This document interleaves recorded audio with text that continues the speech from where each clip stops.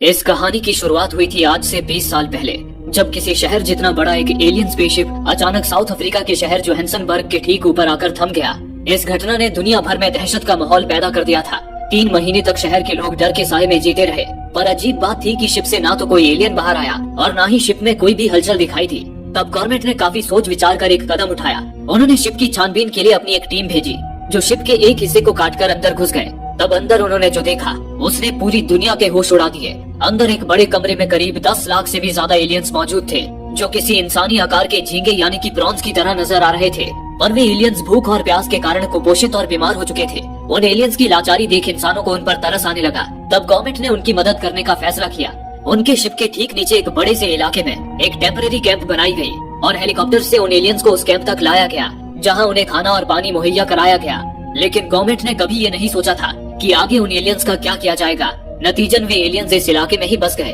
धीरे धीरे उन्होंने वहाँ झुग्गी झोपड़ियाँ बना ली और अपनी आबादी को और बढ़ाने लगे, जिससे आगे चलकर वो इलाका एलियंस की एक बड़ी बस्ती में तब्दील हो गया और उसी डिस्ट्रिक्ट 9 कहा जाने लगा। गवर्नमेंट ने एलियंस की देखरेख का सारा जिम्मा MNU को सौंपा था।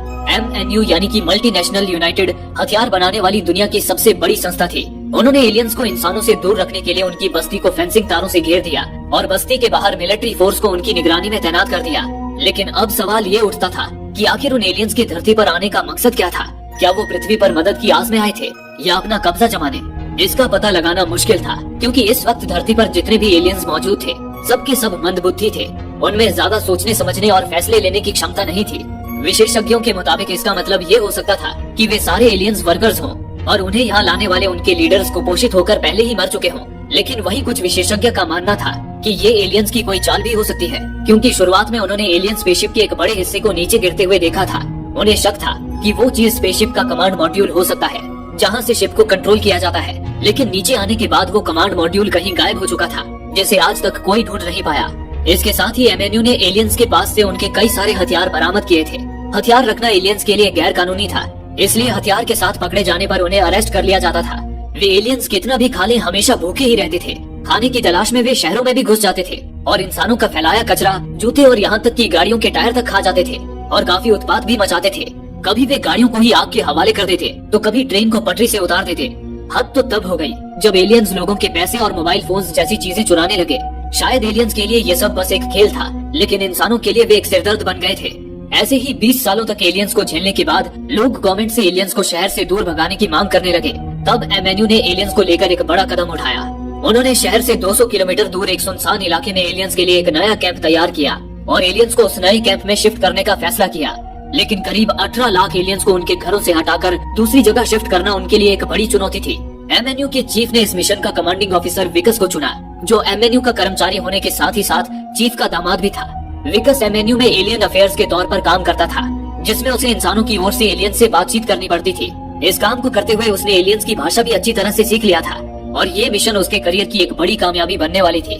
विकस उसी वक्त हथियारों से लदी MNU की सिक्योरिटी फोर्स के साथ एलियंस की बस्ती डिस्ट्रिक्ट 9 में दाखिल हुआ। उसे एलियंस को डिस्ट्रिक्ट 9 से निकाले जाने के 24 घंटे पहले एविक्शन नोटिस भेजना था और साथ ही उसे एलियंस के घर घर जाकर नोटिस पर उनके दस्तखत भी लेने थे। इस दौरान एक कैमरामैन इस पूरे मिशन की डॉक्यूमेंट्री फिल्म बना रहा था। वही बस्ती के अंदर एलियंस उत्पात मचा रहे थे। वे भूखे एलियंस काफी हिंसक थे।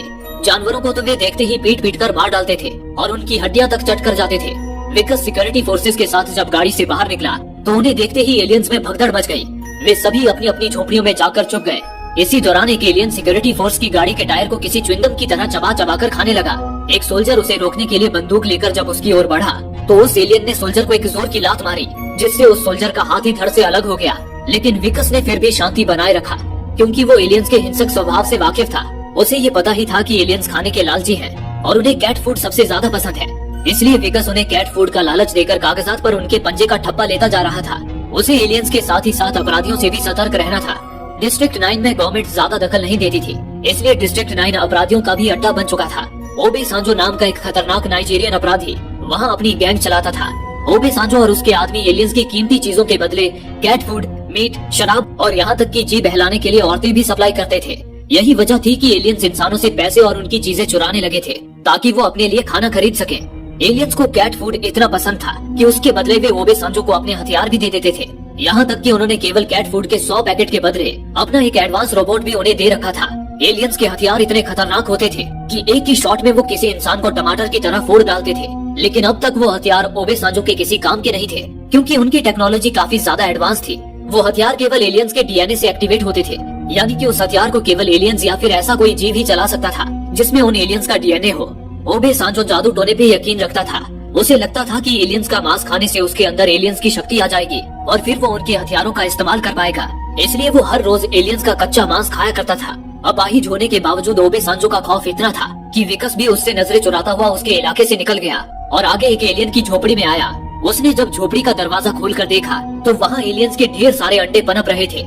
एलियंस ने वहाँ जानवरों के गोश्त भी लटका रखे थे जो पाइप के जरिए उन अंडों से जुड़े थे। उन गोश्त से एलियंस के बच्चों को पोषक तत्व यानी कि न्यूट्रिशन मिल रहा था, लेकिन एलियंस के लिए बच्चे पैदा करना गैर कानूनी था। इसलिए विकस ने फौरन एलियन पॉपुलेशन कंट्रोल टीम को बुलाकर उन अंडों में आग लगवा दी। जलने पर वे अंडे किसी पॉपकॉर्न की तरह फूटने लगे। इसी दौरान डिस्ट्रिक्ट 9 में कहीं एक और वारदात हो रही थी। क्रिस्टोफर नाम का एक एलियन अपने बेटे और एक साथी के साथ कचरे के ढेर में कुछ ढूंढ रहा था। दरअसल एमएनयू ने हर एलियन को एक नाम देकर उसके सिर पर उसके नाम का टैग लगा दिया था ताकि उन्हें आसानी से पहचाना जा सके। क्रिस्टोफर को भी उसके सिर पे लगे टैग से पहचाना जा सकता था। इसी दौरान उसके बेटे को एक कंटेनर जैसी कोई चीज मिली जिसे लेकर क्रिस्टोफर अपनी झोपड़ी में आ गया। उसने झोपड़ी के अंदर ही एक लैब बना रखी थी। क्रिस्टोफर ने उस कंटेनर को खोला जिसमें कोई केमिकल भरा हुआ था। उसने उस केमिकल को फिल्ट्रेशन प्रोसेस से गुजारा जिससे एक काला फ्लूइड तैयार हुआ और वो फ्लूइड एक डिवाइस में स्टोर हो गया। इस दौरान क्रिस्टोफर और उसका साथी आपस में बातें कर रहे थे कि वो ब्लैक फ्लूइड उनके लिए बहुत कीमती है जिसे वे 20 सालों की कड़ी मेहनत के बाद बना पाने में सफल हुए थे। वे लोग उस ब्लैक फ्लूइड की मदद से अपने किसी बड़े मकसद को अंजाम देने की फिराक में थे। लेकिन इतने में ही विकस और उसकी टीम उनकी झोपड़ी तक आ पहुंची। उन्हें देख क्रिस्टोफर बहुत ज्यादा घबरा गया। उसने ब्लैक फ्लूइड से भरे उस डिवाइस को उसी झोपड़ी में छुपा दिया और अपने साथी एलियन को दरवाजा खोलने भेजा। उसका साथी बाहर खड़े विकस और उसकी टीम को वहाँ से भगाने की कोशिश करने लगा। इससे विकस को उस एलियन पर शक हुआ। उसने बंदूक के बल पर उस एलियन को घर से बाहर निकाला और झोपड़ी में घुसकर छानबीन करने लगा। इस दौरान झोपड़ी के पीछे छुपा क्रिस्टोफर उन पर नजर रख रहा था। उधर विकस झोपड़ी के अंदर एक लैब देख हैरान था। उसने वहाँ और छानबीन की, तभी एक बक्से में उसे ब्लैक फ्लूइड से भरा वो डिवाइस मिल गया। विकस समझने की कोशिश करने लगा कि आखिर वो चीज क्या है, पर तभी उससे गलती से डिवाइस का एक बटन दब गया जिससे वो ब्लैक फ्लूइड विकस के चेहरे पर स्प्रे हो गया। एक पल को तो विकस का जैसे दम ही घुटने लगा। वो बुरी तरह खांसने लगा, पर जब उसने फौरन अपने चेहरे को साफ किया तब उसे थोड़ी राहत मिली। उसने उस डिवाइस को जब्त करके उसे लैब भिजवा दिया। इसके बाद विकस को क्रिस्टोफर की झोपड़ी में ढेर सारे हथियार भी मिले। विकस बाहर उस एलियन के पास आया और उससे पूछने लगा कि आखिर वे लोग इतने सारे हथियारों के साथ क्या करना चाहते थे। लेकिन तभी घबराहट में उस एलियन ने विकस की टीम पर हमला कर दिया। विकस जब उसे रोकने गया तो उसने विकस के हाथ पर वार किया और उसे उठाकर दूर फेंक दिया। लेकिन हेलीकॉप्टर से आसमान में गश्त लगा रही सिक्योरिटी टीम ने उसे मार गिराया। इस हादसे में विकस का हाथ बुरी तरह जख्मी हो चुका था, लेकिन उसने अपने हाथ की मरहम पट्टी करवाई और वापस अपने काम पर लग गया। इसी दौरान दूसरी ओर क्रिस्टोफर अपने साथी को खोने के बाद एक दूसरी झोपड़ी में भाग आया जहां उसका बेटा एक होलोग्राफिक डिवाइस के साथ खेल रहा था। क्रिस्टोफर ने अपने बेटे को बाहर निगरानी में लगा दिया और झोपड़ी का दरवाजा बंद कर दिया। इतने में ही विकस और उसकी टीम क्रिस्टोफर की झोपड़ी तक पहुँचे। विकस ने क्रिस्टोफर को झोपड़ी से बाहर निकाला और उस झोपड़ी में झांक कर देखा। अंदर ढेर सारे कंप्यूटर्स मौजूद थे। उन्हें देख विकस को समझ आया कि क्रिस्टोफर एक टेक्नीशियन है, पर आखिर वो इतने सारे कंप्यूटर्स के साथ क्या कर रहा था। विकस क्रिस्टोफर से ये सवाल कर पाता उससे पहले ही अचानक विकस की हालत बिगड़ने लगी। वो बेतहाशा उल्टियां करने लगा। उसके मुंह से झाग जैसी कोई चीज बाहर आ रही थी। विकस ने आज का काम वहीं रोक दिया और अपने साथियों के साथ एमएनयू के हेडक्वार्टर की ओर लौटने लगा। इसी दौरान उसने एक रेस्टोरेंट में गाड़ी रुकवाई और वहाँ ढेर सारा खाना ऑर्डर किया। वो खाने को ऐसे खाने लगा जैसे जन्मों से भूखा हो। तभी अचानक ही उसकी नाक से एक काला फ्लूइड निकलने लगा, ठीक वैसा ही जैसा क्रिस्टोफर के डिवाइस से निकला था। न जाने विकस को क्या हो रहा था। वक्त के साथ उसकी तबीयत और ज्यादा बिगड़ती जा रही थी और अपनी हालत से जूझते हुए उसने अपना काम जारी रखा। तभी ऑफिस में काम करते वक्त अचानक ही उसका एक नाखून उखड़ गया। विकस बहुत ज्यादा घबरा गया। उसने देखा कि उसकी वो उंगली सड़ रही थी। वो फौरन बाथरूम में आया और अपना दूसरा नाखून खींचकर देखा। बस जरा सा जोर लगाते ही उसका वो नाखून भी बाहर निकल आया। घबराया हुआ विकस उसी वक्त घर आ गया, पर घर आकर उसे सरप्राइज मिला। दरअसल आज विकस का जन्मदिन था। इस मौके पर उसकी पत्नी और उसके पेरेंट्स ने पार्टी रखी थी। विकस उनके आगे ऐसे बर्ताव कर रहा था जैसे सब ठीक है, पर तभी जब वो केक कट करने आगे बढ़ा तो उसके मुंह से भी उस काली फ्लूइड का फव्वारा फूट पड़ा और वो बेहोश हो गया। कुछ देर बाद जब विकस की आंखें खुली तो वो अस्पताल में भर्ती था और एक डॉक्टर उसके हाथ की पट्टी को काट रहा था जो एलियन के हमले से जख्मी हो गया था। तभी डॉक्टर ने जब हाथ की पूरी पट्टी निकाली तो विकस का हाथ देख उसके रोंगटे खड़े हो गए। विकस के हाथ की जगह वहाँ एलियन का पंजा निकल आया था। उसे देख विकस भी डर के मारे बौखला उठा। डॉक्टर तुरंत बाहर भागा और एमएनयू को इसकी खबर दी। तभी एमएनयू के सोल्जर्स वहाँ घुस आए और उसे जबरदस्ती पकड़कर एमएनयू के एक सीक्रेट रिसर्च लैब में ले गए, जहां साइंटिस्ट एलियन का चीर फाड़ करके उन पर रिसर्च कर रहे थे। दरअसल एमएनयू के साइंटिस्ट्स कोई ऐसा तरीका ढूंढना चाहते थे जिससे इंसान भी एलियंस के हथियार चला पाए, और क्योंकि एलियंस के हथियार केवल एलियंस के डीएनए से एक्टिवेट होते थे, इसलिए वे एलियंस का चीर फाड़ करके उनके डीएनए को समझने की कोशिश कर रहे थे। साइंटिस्ट ने विकस की भी जांच पड़ताल शुरू कर दी। वे विकस से ऐसे पेश आ रहे थे जैसे वो लैब में एक्सपेरिमेंट के लिए लाया गया जानवर हो। उन्होंने बेरहमी से एक मोटी सुई उसके एलियन वाले हाथ में घुसा दी, जिससे विकस दर्द से तड़प उठा। इससे साफ पता चल रहा था कि एलियन का पंजा विकस के शरीर का अंग बन चुका था। ये सारा रिसर्च एमएनयू के चीफ, जो कि विकस के फादर इन लॉ भी थे, उनके आदेश से हो रहा था। उन्होंने कई घंटों तक विकस को ऐसे ही टॉर्चर किया। उन्होंने पाया कि विकस का डीएनए एलियन के डीएनए में तब्दील होता जा रहा था और विकस धीरे धीरे एलियन में बदलता जा रहा था।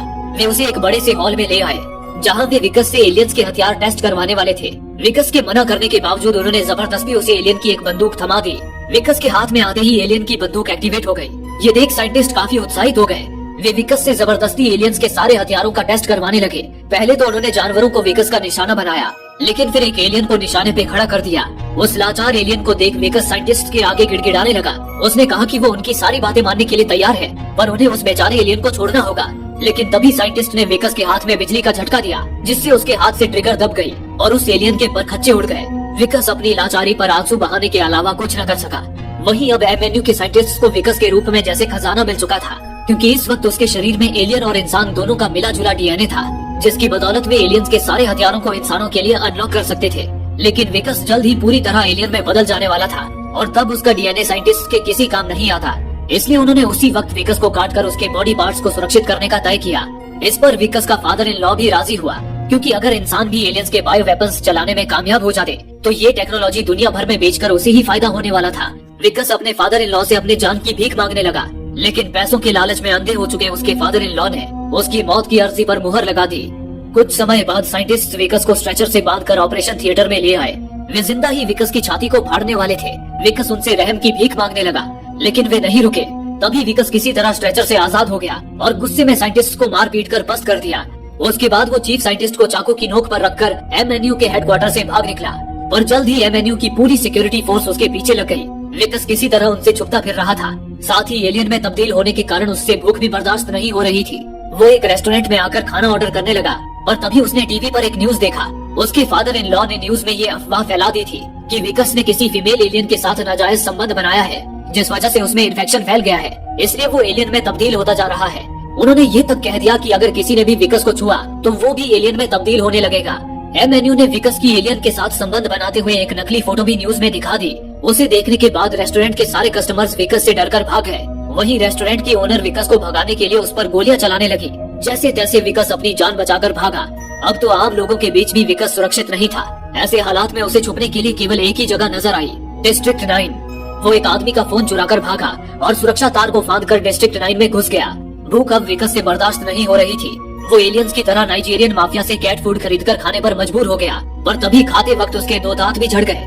विकस बहुत ज्यादा मायूस हो गया। उसने अपनी पत्नी को कॉल किया और बताया कि ये सारा किया धरा उसके पिता का है। उसने किसी एलियन से संबंध नहीं बनाया। हालांकि विकस की पत्नी को उसकी हालत पर तरस तो आ रहा था, पर उसे विकस से ज्यादा अपने पिता की बात पर यकीन था। उसने फोन कट कर दिया। विकस अब इतना परेशान हो चुका था कि उसने कुल्हाड़ी से अपना एलियन पंजा काटने की कोशिश की, और एक उंगली काटते ही वो दर्द से उछल पड़ा और दोबारा ये गलती दोहराने की हिम्मत नहीं की। इसी दौरान उसने देखा कि एमएनयू की सिक्योरिटी फोर्स हेलीकॉप्टर से उसकी तलाश में डिस्ट्रिक्ट 9 की तरफ ही आ रहे थे। विकस फौरन वहाँ से भागकर एलियन की एक झोपड़ी में घुस गया। इत्तेफाक से वो झोपड़ी क्रिस्टोफर की थी। उस वक्त क्रिस्टोफर अपने ब्लैक फ्लूइड के खो जाने से चिंतित था। विकस क्रिस्टोफर से उसे छुपाने के लिए गिड़गिड़ाने लगा, लेकिन क्रिस्टोफर उसे वहाँ रखने के लिए राजी नहीं था। पर तभी क्रिस्टोफर की नजर विकस के एलियन हाथ पर पड़ी। उसे देख क्रिस्टोफर को समझ आ गया कि उसका ब्लैक फ्लूइड कहाँ खोया है। इतने में ही दर्द से बेहाल विकस बेहोश हो गया। कुछ देर बाद जब विकस की आंखें खुली तो उसने खुद को एक चैम्बर में पाया। वो अभी ठीक से संभला भी नहीं था कि तभी क्रिस्टोफर वहाँ आया और उससे पूछने लगा कि उसका वो डिवाइस कहाँ है जिसमें वो ब्लैक फ्लूइड भरा था। क्रिस्टोफर ने उसे बताया कि उसके एलियन में बदलने की वजह वो ब्लैक फ्लूइड ही है। ये सुनकर विकस चौंक उठा। उसने कहा कि वो ब्लैक फ्लूइड तो उसने एमएनयू के लैब में भेज दी। ये सुन क्रिस्टोफर बहुत ज्यादा मायूस हो गया।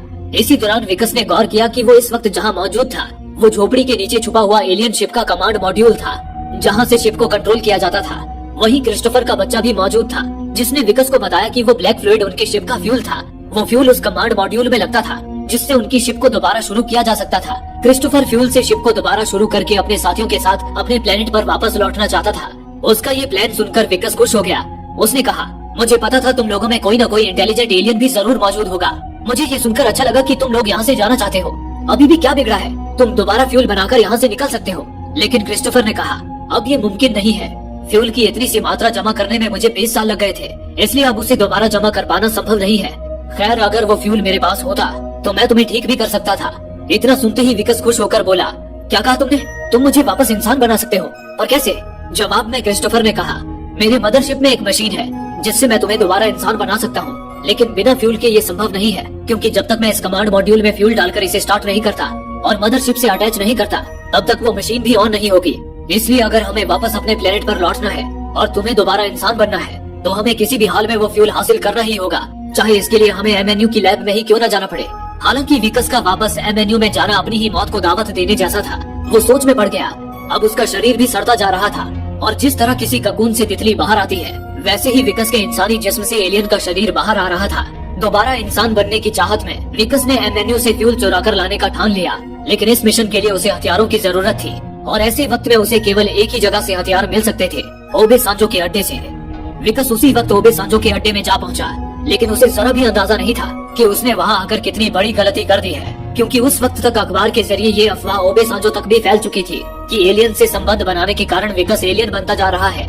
ओबे सांजो की तांत्रिक ने उसे बताया कि विकस का एलियन वाला हाथ खाकर उसके अंदर एलियंस की शक्ति आ सकती है, इसलिए उसने अपने आदमियों से विकस का वो हाथ काटने को कहा। ये सुनकर विकस डर के मारे उनसे रहम की भीख मांगने लगा, लेकिन उन दरिंदों ने उसे मारकर जख्मी कर दिया और खंजर लेकर आगे आए। लेकिन तभी विकस के हाथ एलियन की एक बंदूक लग गई। उस बंदूक से विकस ने ओबे सांजो के आदमियों के चिथड़े उड़ा दिए और कुछ हथियार जमा करके वहाँ से भाग निकला। इसके बाद विकस क्रिस्टोफर के साथ फ्यूल चुराने एनएनयू के हेडक्वार्टर आ पहुंचा। हेडक्वार्टर के बाहर धमाका कर वे दोनों सिक्योरिटी फोर्स के चिथड़े उड़ाते हुए लैब के अंदर आए और फ्यूल से भरा वो डिवाइस ढूंढने लगे। आखिरकार फ्यूल उनके हाथ लग ही गया, और तभी क्रिस्टोफर ने अपने साथियों की चीर फाड़ हुई लाशों को देखा। उन्हें देख क्रिस्टोफर जैसे सदमे में आ गया।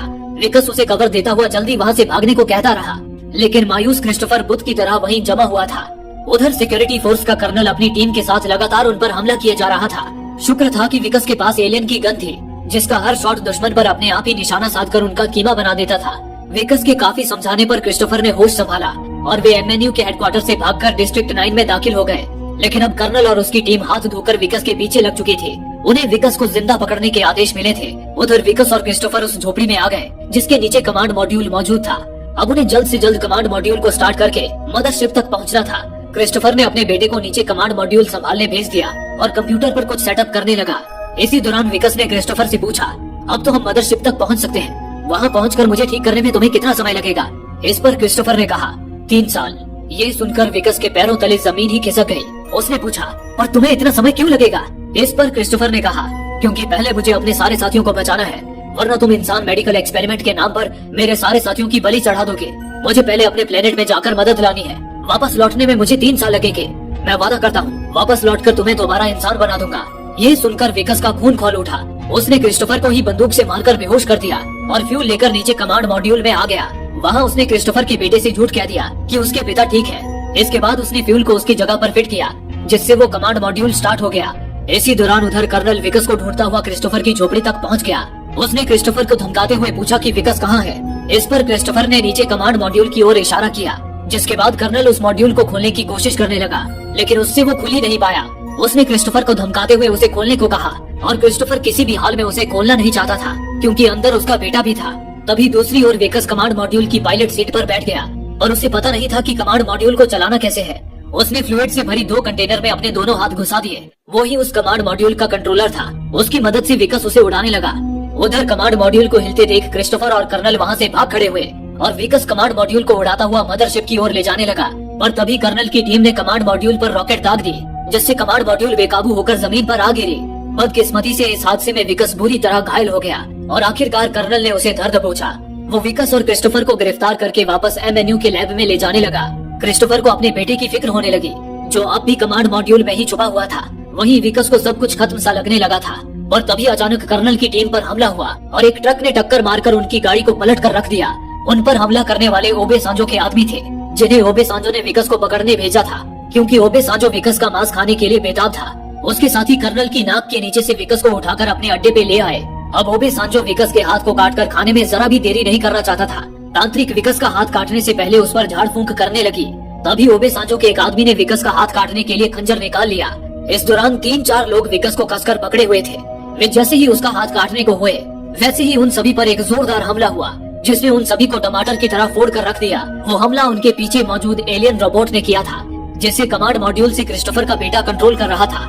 उसने रोबोट की मदद से ओबे सांजो और उसके सारे आदमियों को खत्म कर दिया। इसके बाद उसने रोबोट का पायलट वाला सेक्शन खोल दिया। विकस को बचाने के बाद क्रिस्टोफर के बेटे ने मदरशिप को एक्टिवेट किया और उसे कमांड मॉड्यूल के ठीक ऊपर लाने लगा। 20 सालों में पहली बार वो एलियन शिप मूव हुआ था। उसे देख शहर के सारे लोग हैरान थे। इसी दौरान उधर कर्नल ने विकस को झोपड़ी से बाहर निकालने के लिए अंदर आंसू गैस की गोले छोड़ दिए। अब विकस के पास और कोई ऑप्शन नहीं था। वो रोबोट के अंदर घुस गया, जिससे वो रोबोट विकस के दिमाग से जुड़ गया। अब विकस रोबोट को अपने मुताबिक चला सकता था। विकस अपनी जान बचाकर भागने लगा, लेकिन उसने देखा कि कर्नल के आदमी क्रिस्टोफर को जान से मारने पर तुले थे। क्रिस्टोफर को मौत के मुंह में छोड़कर जाना उसे गवारा न हुआ। वो वापस आया और क्रिस्टोफर को कर्नल के चंगुल से छुड़ाकर उसे कमांड मॉड्यूल की ओर ले जाने लगा। इस दौरान कर्नल और उसके साथी लगातार विकस पर फायरिंग कर रहे थे, जिससे उसका रोबोटिक सूट कमजोर पड़ता जा रहा था। लेकिन फिर भी अपनी जान की बाजी लगाकर आखिरकार विकस ने क्रिस्टोफर को कमांड मॉड्यूल तक पहुंचा ही दिया। क्रिस्टोफर ने विकस को भी अपने साथ आने को कहा, लेकिन विकस ने उसके साथ आने से मना कर दिया, क्योंकि उसकी सुरक्षा के बिना क्रिस्टोफर और उसका बेटा मदरशिप तक कभी नहीं पहुंच पाते। क्रिस्टोफर ने एक भाई की तरह विकस को अलविदा किया और वादा किया कि वो 3 साल बाद वापस जरूर लौटेगा और उसे वापस इंसान बना देगा। इस वादे के साथ क्रिस्टोफर कमांड मॉड्यूल में सवार हो गया। तब तक उसका बेटा मदरशिप को कमांड मॉड्यूल के ठीक ऊपर ला चुका था। मदरशिप ने अपने आप ही कमांड मॉड्यूल को अपने अंदर खींच लिया। उधर विकस कर्नल के सारे फोर्स को खत्म कर चुका था, लेकिन वो खुद बहुत ज्यादा घायल हो चुका था। उसका रोबोट भी पूरी तरह निष्क्रिय हो गया, जिससे विकस रोबोट से बाहर निकल आया। अब विकस आधा एलियन बन चुका था। तभी कर्नल ने उसे बंदूक के निशाने पर ले लिया। विकस ने कर्नल के सारे आदमियों का सफाया कर दिया था, इसलिए कर्नल उसे जिंदा पकड़ने के बजाय मौत के घाट उतारना चाहता था। वो जैसे ही ट्रिगर दबाने को हुआ, तभी वहाँ भूखे एलियंस की एक टोली आ पहुंची। उन्होंने एक ही झटके में कर्नल के हाथ, पैरों और सिर को खींचकर उखाड़ दिया और उसकी दावत उड़ाने लगे। विकस के ऊपर से अब खतरा टल चुका था। इसी के साथ उधर क्रिस्टोफर शिप लेकर अपने प्लेनेट की ओर रवाना हो गया, लेकिन वो अपने पीछे छोड़ गया अपने 20 लाख साथी, जो अब बेसहारा हो चुके थे। लेकिन वहीं जोहान्सनबर्ग शहर के लोग एलियन शिप के चले जाने से सुकून महसूस कर रहे थे। आगे चलकर विकस की ये कहानी पूरी दुनिया में मशहूर हो गई, पर उस दिन के बाद किसी ने विकस को नहीं देखा। लोगों का मानना था कि वो मर चुका है, लेकिन उन्हें क्या पता था कि विकस अब पूरी तरह एलियन में बदल गया था और डिस्ट्रिक्ट 9 ही अब उसका घर था।